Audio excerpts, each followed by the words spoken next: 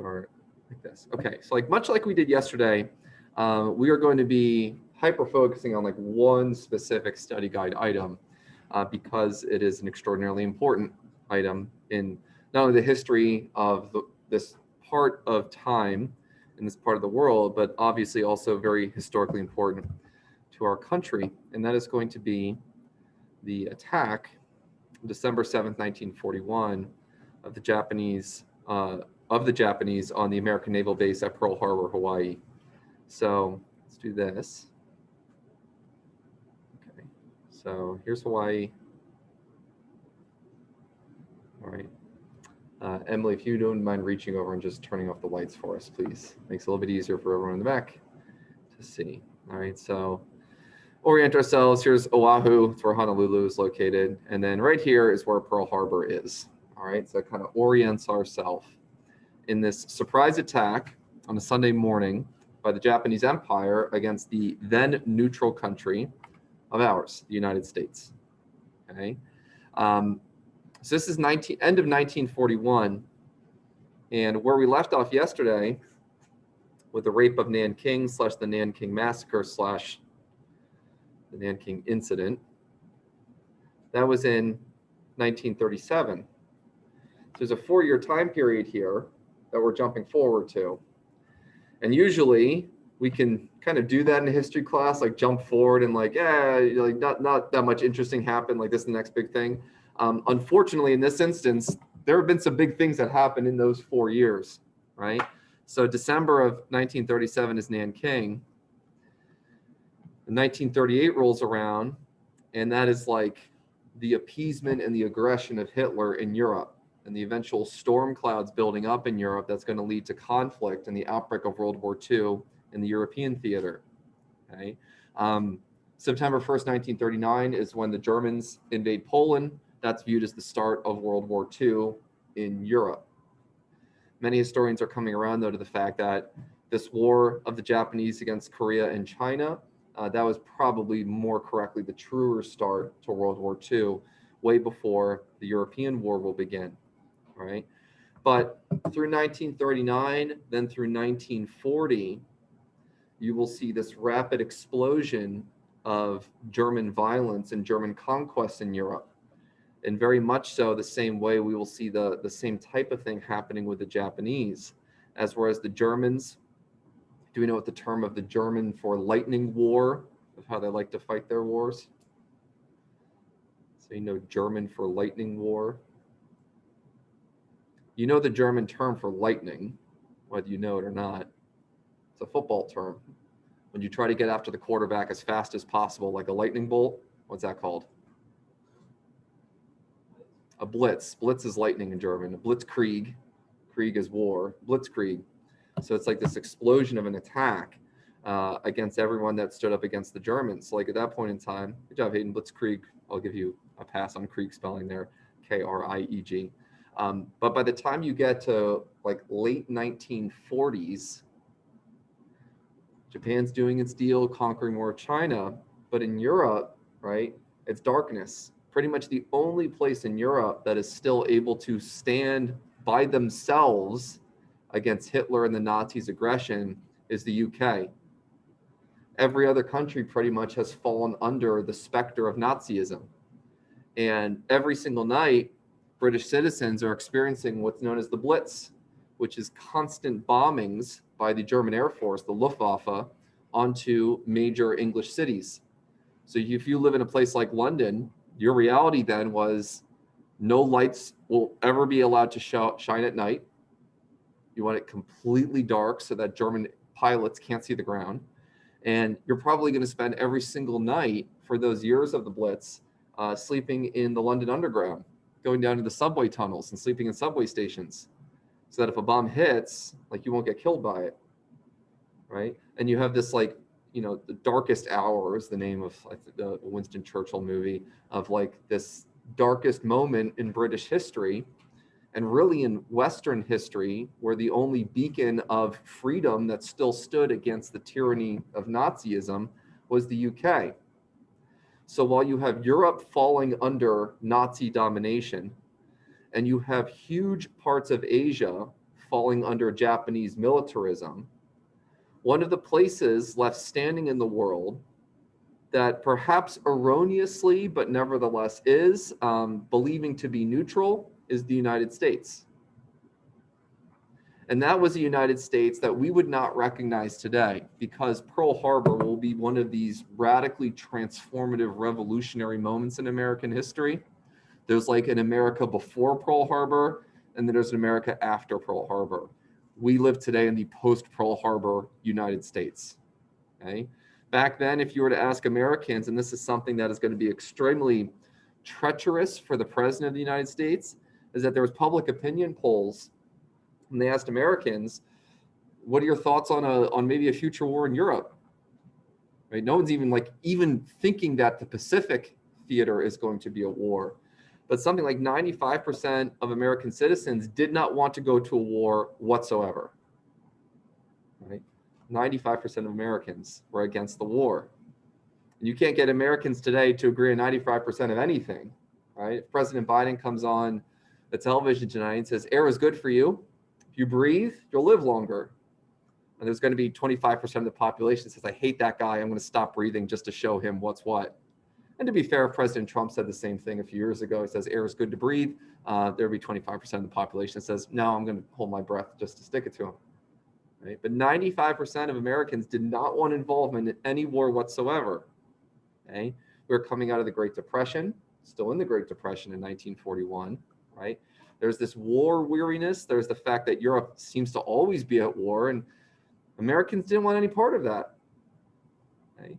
The problem, though, is that even though you may not want to go to war, other people might want to go to war with you.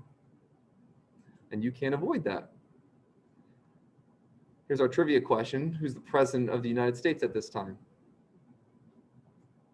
Probably like top 3 most important presidents. And it's not Lincoln or Washington. Roosevelt? Roosevelt, very good, Jake. All right, so FDR, we'll be more specific. I believe Theodore Roosevelt was like a second cousin. Yeah. Okay. So Franklin Delano Roosevelt is the president of the United States. And he was a guy that like knew war was probably going to happen. And how do you steer a country in a direction that people do not want to go in? So like for one thing, a decision FDR makes is he'll do something, and this is something more you'll study next year as part of a specific American history regarding Europe, is that he'll start this thing with Britain called Lend-Lease. You don't have to write that down because I'm not going to ask you a question on Lend-Lease. But Lend-Lease was basically England. You don't have any supplies to stand and fight. England needed planes, and England needed weapons to fight against the German Air Force, but England couldn't make them fast enough. So FDR kind of behind the scenes says, listen, we'll build planes for you. We'll send you over supplies and just pay for it later. We'll lend it to you, and then you just pay for it later. You don't have to buy it outright. So it's one thing that was like slowly, imperceptibly, like drawing us into a war without actually going and having to fight a war or risk American lives in a conflict. Right? Because FDR knew if England falls, the United States could be next. There actually were German plans for dividing up and ruling over the United States. So the Germans did have plans of attacking the United States at some point in time. Right? In regards to the Pacific theater, one thing FDR will start to do is start to put pressures on Japan, because Japan, of course, is in China, committing atrocities in China. Japanese aggression and Japanese militarism was plaguing that region of the world. And that was against American interests in the region.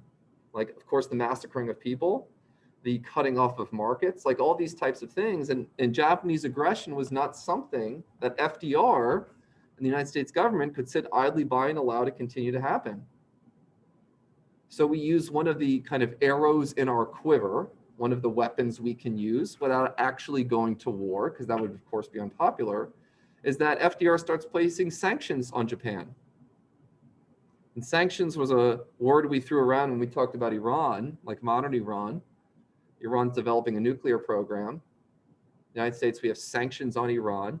It's basically putting a little bit of an economic squeeze on the country. All right? Like, if you got bad grades on your report card, maybe your parents put a sanction on you to say, maybe next year, you can't take the car out to drive. Right? We're gonna take your cell phone away from you. Like that would be a type of sanction in a way, although you would never think of it that way. But it's the idea of like, we're gonna put kind of a soft penalty on you to maybe hopefully have you reform your actions. Countries use things like economic sanctions all the time. If there's like bad actors on the world stage, if there's countries that don't behave appropriately, slap some sanctions on them, limit their trade, squeeze their economy a little bit. You know, once people start to feel that pinch in their bank accounts, that gets people acting pretty quickly with the hope that Japan would reform itself. Maybe they withdraw from China. Maybe they stop their conquests so that tensions could ease and like normal trade could resume with a country like the United States.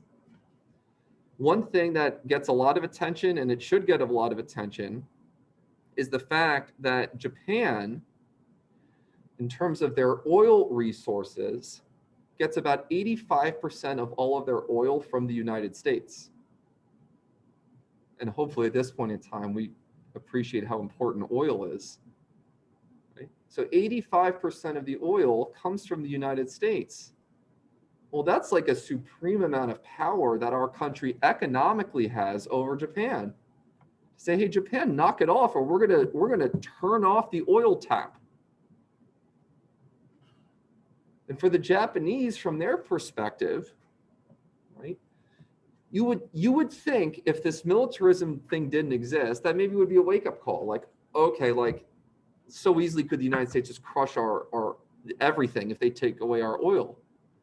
Right? And Japan doesn't have a lot of natural resources on its own. I mean, that's why they're like in Manchuria in the first place, siphoning off all the natural resources out of there. Okay? But Japan at this time is not something, and not a country that's like a calm, cool, collected, rational country. They have that militarism disease, right? So if they see a sanction like the United States threatening Japanese oil supplies, they take this as an insult to Japanese honor and as a threat to Japanese sovereignty. Like, how dare the United States threaten us in this way?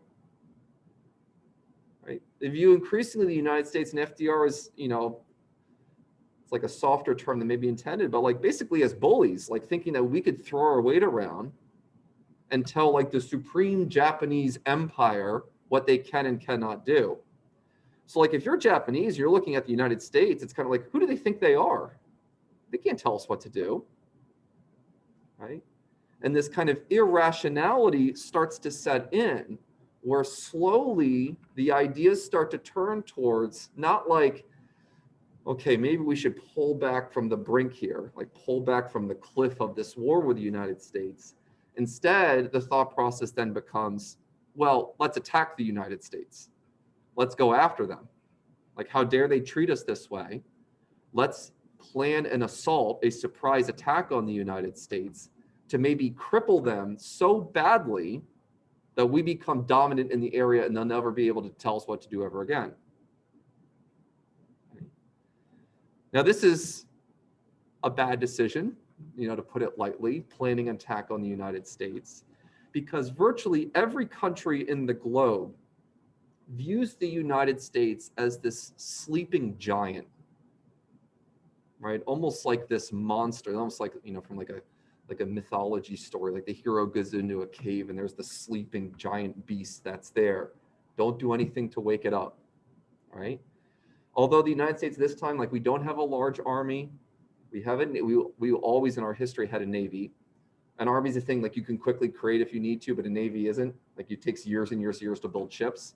So like we've always had a navy to protect our coastlines. But basically, we're not a country that at that moment in time was viewed as a military threat. Okay? The problem though is like we're like the anti-Japan, whereas Japan has very, very few natural resources.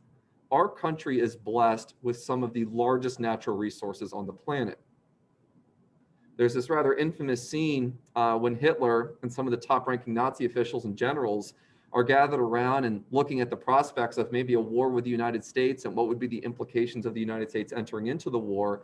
And some of the officials bring forward some figures of saying, hey, listen, like, if the United States goes to war, like after year one, this is what their industrial output could be. So things like the X number of planes they could build, X number of tanks they can build, X number of bullets they could create, right? Those types of figures. And after year two, this is where it'll be. After year three, this is where it'll be. And the numbers were so large in terms of the potential industrial output by the United States that they basically laugh at them. They're like, there's no country on earth that can do those types of things. Like impossibly high, comically high numbers. And they just kind of write it off like, no, that's like not even anything to worry about because it's not going to be true. And as it will turn out, the comically high numbers were a fraction of the actual reality of the output of the United States once we had our economy churning out thousands of tanks and planes a month. Okay? There was this sense that the Americans were a threat if you're a country planning to attack them, but in terms of exactly how large of a threat, no one appreciated. But that being said, the Nazis had no plan at this point in time of attacking the United States, right? They're currently at this time bombing Britain. They'll get involved in a war against the Soviet Union. So like attacking the United States is something that would be like foolish for them to do.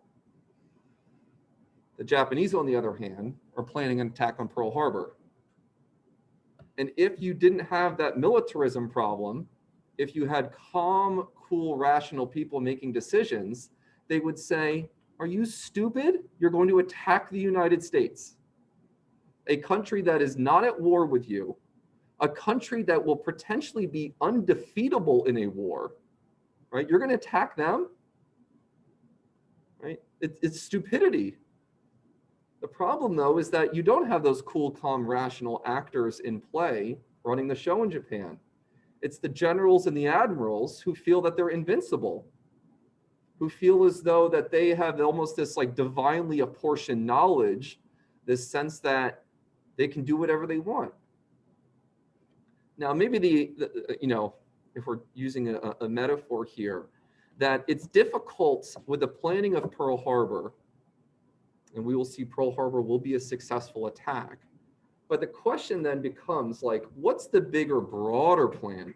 It's not like the Japanese would dare invade the United States, like the contiguous United States, continental United States. Too big, too many people, no way you could fight your way through. Okay? So if you're going to attack Pearl Harbor with the hopes of defeating the United States, Pearl Harbor is not going to defeat the United States. So then what's your plan? How do you make the United States surrender? And it becomes very difficult to kind of parse out the reasoning or the logic kind of beyond a Pearl Harbor attack. It seems as though the plan for the Japanese was to attack at Pearl Harbor and then quickly, and part of what we'll talk about tomorrow, gobble up as many of these islands in the Pacific as possible, then dig in, build up defenses, and hopefully you're going to wear down the United States as the United States tries to take all of those island places back. With the thought process being, eventually the Americans will get sick and tired of losing so many lives and spending so much money getting all of those islands and all that land back that they'll eventually want to surrender. Okay? So you have like this flawed logic and reasoning where like looking back, like there's no way that would break American resolve. And it's a lot of ways kind of this miscalculation of the psychology in war. Like when the Germans are bombing London, they thought that they could use this terror campaign to break the British public spirit. If you drop enough bombs on London, the British will want to sue for peace. And if you have bombs raining down in your neighborhood and blowing up buildings and destroying property and killing people, instead what winds up happening? What does that do to British public opinion? Sways it towards America. Not say towards America, but people get pissed off, right? Like, who are these guys? Like, it doesn't make people afraid. It makes them angry. It makes them dig it even more. So the Germans who start bombing places like London and Manchester and like every single night, they think, okay, that hasn't broken public spirit. Let's bomb them even more, right? Let's drop even more bombs, really scare them, really make them want to sue for peace. And all that does is make the British angrier and resolve not to surrender and keep fighting on, right? The Japanese feel maybe an attack on Pearl Harbor will scare the United States. It doesn't do that. It enrages American opinion, okay, on a visceral level that you guys can't feel, but it was the same way Americans felt right on September 11th. Okay. So this attack that is planned, and for what it's worth in our specific notes, if we're looking at specific people, the high-ranking Japanese admiral, the mastermind of this plan, is Isoroku Yamamoto. Okay, so he's the guy who plans it. The plan involved a secret strike to go after the main U.S. Pacific Fleet at Pearl Harbor.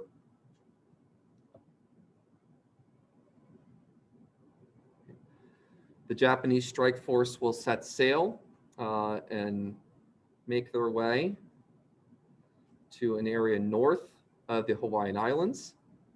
And on the morning of December 7th, 1941, one of those important days you should know in history, December 7th, 1941, the Japanese will start launching a strike force of airplanes from their aircraft carriers to make their way towards the unsuspecting military personnel stationed at Pearl Harbor. Right? There was some debate, for what it's worth, beforehand whether or not there should be like literally an hour before the Japanese should declare war on the United States, and then make it seem as though like, well, it's not a surprise attack because we declared war. We'd give you an hour heads up, like for what that's worth. Right? But they decide not to do that. And they decide completely unprovoked on a Sunday morning to strike at the United States in this turning point moment in world history. Okay, 1941. Yep. We'll see Roosevelt. It's a day which will live in infamy. Okay. So for what it's worth, what we'll do for our remaining moments here in class is we're going to take a look here at the podcast excerpt from an excellent podcast series, one of my favorite things, not just podcasts, but things, Dan Carlin's Hardcore History. I mentioned him earlier in the year. He does an amazing thing on the Mongols, but he does it's like 30 hours long of the war in the Pacific and Japanese expansion, which is amazing. But we're going to listen about 20 minutes we have of this attack on Pearl Harbor, because he makes it very visceral, and he gives a lot of first-person accounts of sailors and personnel that were there, and you get a sense of the carnage and the violence of this assault, which is something that you must appreciate as an American, but something you must appreciate in order to appreciate our response to this attack. Okay, so let me